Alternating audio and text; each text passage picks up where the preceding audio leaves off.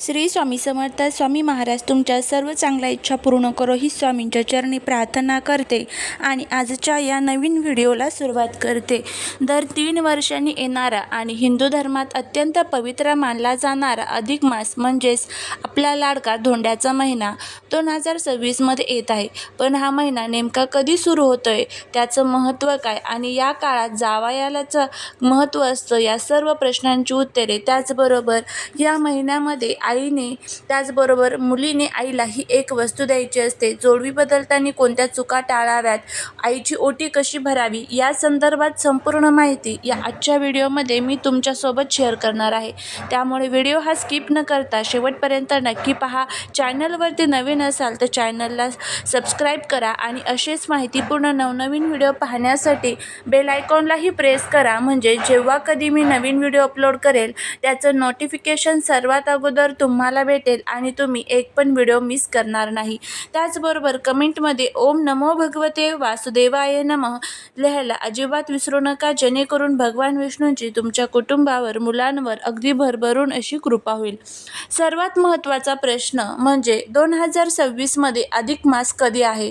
तर 2026मध्ये ज्येष्ठ महिना अधिक आहे, म्हणजेच यावर्षी 2 ज्येष्ठ महिने असणार आहे. सुरुवात ही 17 मे 2026 वार रविवार या दिवशी होत आहे आणि समाप्ती ही 15 जून 2026 वार सोमवार या दिवशी होत आहे. यामुळे 2026 हे हिंदू वर्ष 12 ऐवजी 13 महिन्यांचे असणार आहे. आता जाणून घेऊया अधिक महिना का येतो आणि अधिक महिना म्हणजे काय.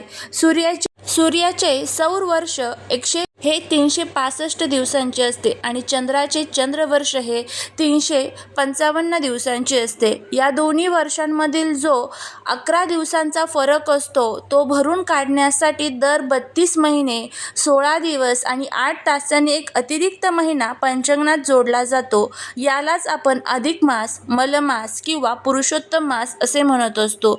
या महिन्याला पुरुषोत्तम मास का म्हणतात? असं मानलं जातं की या महिन्याचा कोणताही स्वामी नव्हता, तेव्हा भगवान विष्णूंनी या महिन्याला स्वतःचे पुरुषोत्तम हे नाव दिले. या काळात केलेले जप, तप, दान आणि पूजा याचे फळ इतर महिन्यांपेक्षा अधिक पटीने जास्त मिळते. या महिन्यात 33 अंकाला विशेष महत्त्व असते. 33 अनारसे, 33 वस्तूंचे दान केले जाते. या काळात विवाह, मुंज, गृहप्रवेश किंवा नवीन वस्तूंची खरेदी यासारखी मंगल कार्ये वर्जी मानली जातात. महाराष्ट्रात या महिन्याला धोंड्याचा महिना म्हणतात. या काळात जावयाला विष्णू स्वरूपी मानून त्याला सासरी जेवायला बोलावले जाते. जावयाला चांदीच्या किंवा तांब्याच्या ताटात 33 अनारसे ठेवून वाण दिले जातात. या परंपरेमुळे कौटुंबिक नातेसंबंध अधिक दृढ होतात. हा महिना भगवान विष्णूंना समर्पित असल्यामुळे त्यांची भक्ती करणे सर्वात महत्त्वाचे मानले जाते. रोज घरामध्ये ओम नमो भगवते वासुदेवाय नमः या मंत्राचा 108 वेळेस जप करावा. शक्य असल्यास दररोज विष्णू सहस्रनामाचे पठण करावे किंवा श्रवण करावे. देवघरात देवापुढे या संपूर्ण महिन्यात अखंड दिवा, नंदादीप लावणे अत्यंत शुभ मानले जाते. त्याचबरोबर मंदिरात किंवा नदीकाठी दीपदान करणे, यामुळे आयुष्यातील अंधकार दूर होतो. गरजू व्यक्तींना अन्न, वस्त्र किंवा धार्मिक पुस्तकांचे दान करावे. या महिन्यात भागवत कथेचे श्रवण किंवा वाचन करणे मोक्षदायी मानले जाते. पोथी स्वरूपात अधिक मास महात्म्य बाजारात मिळते, त्याचे दररोज 1 अध्याय याप्रमाणे वाचन करावे. कौटुंबिक सौख्यासाठी रामरक्षा स्तोत्राचे रोज पठण करावे. या महिन्यात मांसाहार, कांदा, लसूण पूर्णपणे टाळून सात्विक आहार घ्यावा. अनेक जण या संपूर्ण महिन्यात एक वेळ जेवून व्रत करतात. शक्य नसेल तर किमान एकादशीचे उपवास कडक पाळावेत. या महिन्यात शक्य असल्यास पवित्र नदीत जाऊन स्नान करावे. शक्य नसेल तर घरातील आंघोळीच्या पाण्यात थोडे गंगाजल टाकून स्नान करावे. अधिक मासात कोणतेही काम्य कर्म म्हणजेच विवाह, मुंज, गृहप्रवेश, नवीन वस्तू खरेदी, बारसे करू नये. हा महिना केवळ ईश्वर भक्तीसाठी राखीव ठेवलेला असतो. धोंड्याच्या महिन्यात नामस्मरण, स्नान, दान आणि सेवा या चतुसूत्रीचा अवलंब केल्यास तुमच्या 7 पिढ्यांचे कल्याण होते आणि जीवनातील सर्व संकटे दूर होतात. अधिक मास किंवा धोंड्याच्या महिन्यात स्त्रियांनी आपली जोडवी बदलणे ही एक महत्त्वाची परंपरा मानली जाते. हा महिना भगवान विष्णूंचा असल्याने या काळात सौभाग्य वृद्धीसाठी केलेले उपाय खूप फलदायी ठरतात. जोडवी बदलताना कोणत्या गोष्टी कराव्यात आणि कोणत्या चुका टाळाव्यात हे आपण बघूया.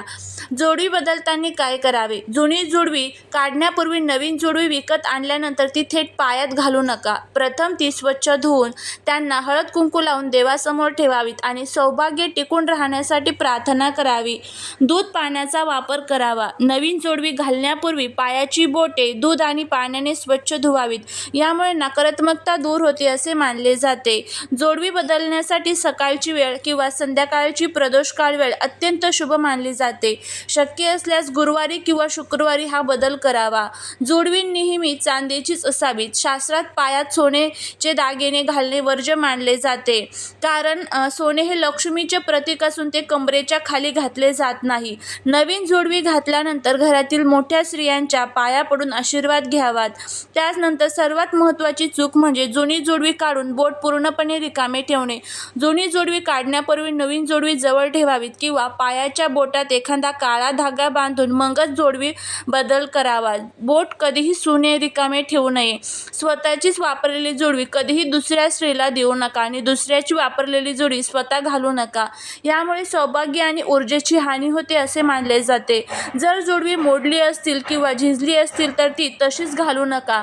अधिक मासात नवीन आणि अखंड जोडवी घालणे समृद्धीचे प्रतीक मानले जाते. सहसा जोडवी दुसऱ्या बोटात घातली जातात. ती खूप घट्ट किंवा सैल नसावी, ज्यामुळे तुम्हाला चालताना त्रास होईल. जुनी जोडवी इकडे तिकडे फेकून देऊ नका. ती सोनाराला देऊन नवीन दागिना बनवण्यासाठी वापर करा. सुरक्षित ठिकाणी तुम्ही ठेवू शकता. अधिक मासात जोडवी बदलण्याने पतीचे आयुष्य वाढते आणि घरातील दारिद्र्य दूर होते. या महिन्यात चांदी दान करणे किंवा चांदीच्या वस्तू खरेदी करणे अक्षय फल देणारे ठरत असते. अधिक मास किंवा धोंड्याच्या महिन्यात आई मुलीच्या नात्याला आणि त्यांच्या सौभाग्य वृद्धीला विशेष महत्त्व दिले जाते.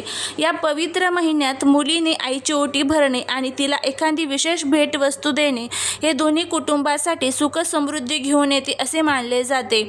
ओटी भरणे हे आदराचे आणि शुभ शकुनाचे प्रतीक आहे. अधिक मासात ओटी भरताना काय करायचं असतं तर सर्वात महत्त्वाचं, मुलगी आईची या महिन्यात ओटी का भरत असते तर बघा, थोडक्यात सांगायचं झालं तर आईने आपल्याला जन्म दिला, वाढवले आणि संस्कार दिले, त्याबद्दल कृतज्ञता व्यक्त करण्याचा हा एक पवित्र मार्ग आहे.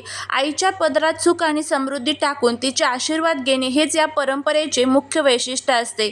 त्यामुळे अधिक महिन्यामध्ये मुलगी जी आहे तर ती आईची ओटी भरत असते. आणि बघा, ज्योतिषशास्त्रानुसार आई ही चंद्राचे प्रतीक आहे. जर एखाद्या मुलीच्या पत्रिकेतील चंद्र कमजोर असेल किंवा तिला मानसिक त्रास होत असेल तर अधिक मासात आईची ओटी भरून तिचे आशीर्वाद घेतल्याने चंद्रदोष दूर होतात. यामुळे मुलीचे मन शांत राहते आणि तिच्या आयुष्यात सुख समृद्धी येते. त्याचबरोबर अधिक मासा भगवान विष्णूंचा महिना आहे. विष्णूच्या पूजेसोबतच त्यांच्या शक्तीची म्हणजेच लक्ष्मीची पूजा करणे फलदायी मानले जाते. मुलगी आपल्या आईला घराची अन्नपूर्णा आणि लक्ष्मी मानते. तिची ओटी भरून मुलगी एक प्रकारे आदिशक्तीचा सन्मान करते, ज्यामुळे आईला अखंड सौभाग्य आणि आरोग्य देखील लाभत असतं. आता त्यानंतर बघूया की मुलीने आईची ओटी कशी भरायची. आणि सर्वात महत्त्वाचं, आता आईची ओटी भरत असताना मुलीने एक सर्वात महत्त्वाची वस्तू जी आईला द्यायची आहे त्याबद्दलची माहिती बघा. शक्य असल्यास आईला तिची आवडती साडी किंवा खण अर्पण करावा. अधिक मासात पिवळ्या किंवा विटकरी रंगाच्या साडीला जास्त महत्त्व दिले जाते. ओटीमध्ये हळदी कुंकू, अक्षदा, सुपारी आणि महत्त्वाचे म्हणजे जोडवी किंवा तुम्हाला जे शक्य होईल ते सामान ठेवावे. ओटीमध्ये नारळ हे असावेच. 5 प्रकारची फळे ठेवावी. अधिक मासामध्ये थोडेसे गव्हाचे दाणे सुद्धा आपल्याला टाकायचे असतात. आईला पाटावर बसून तिची मनोभावी ओटी भरावी आणि तिच्या पाया पडून आशीर्वाद घ्यावा. यामुळे मुलीच्या आयुष्यातील अडचणी दूर होतात आणि आईला दीर्घायुष्य देखील लाभत असते. जर तुम्हाला असं वाटत असेल की आईला एक विशेष खास वस्तू आपल्याला द्यायची आहे तर बघा, जर तुम्हाला असं वाटत असेल तर मग मुलगी आणि आई दोघींनी एक फायदा होईल, तर ती म्हणजे चांदीची जोडवी किंवा चांदीचे नाणे जे आहे तर ते आपल्याला आईला द्यायचे आहेत. बघा, बघा, आईला चांदीची जोडी किंवा चांदीची वस्तू दान केल्याने मुलीच्या पत्रिकेतील चंद्र बलवान होतो आणि चंद्र हा मनाचा कारक आहे. त्यामुळे मुलीला मानसिक शांतता मिळते आणि तिचे वैवाहिक जीवन हे खूप सुखी होते. आता जर चांदीच्या वस्तू देणे शक्य नसेल तर त्याऐवजी तुम्ही तांब्याचा कलश द्या किंवा विष्णू सहस्त्रनामाचे एखादं पुस्तक देऊ शकता किंवा मग धार्मिक ग्रंथ देऊ शकता, तुळशीचे रोप देऊ शकता. यथाशक्ती तुम्हाला जमेल त्या पद्धतीमध्ये एखादी भेटवस्तू जी आहे तर ती तुम्ही देऊ शकता. अशा पद्धतीने आपल्याला हा अधिक महिना जो आहे तर तो साजरा करायचा आहे.